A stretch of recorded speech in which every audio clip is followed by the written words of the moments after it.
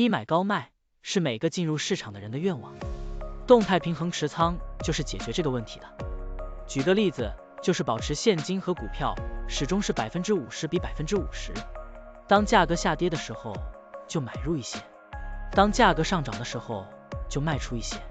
这样做，通过低买高卖维持仓位比例的均衡，即使价格经过一定时间的震荡又回到原位，也可以获得波动的收益。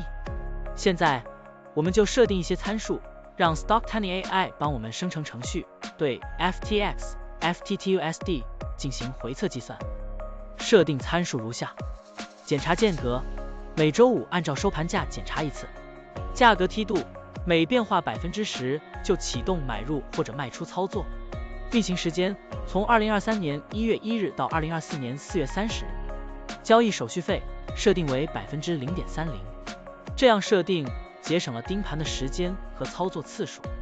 好了，按照上面的设定，程序运行的结果是累计交易35次，期末持仓价值196617.36元，盈利96.62%。相比持仓不动，多盈利31.60%。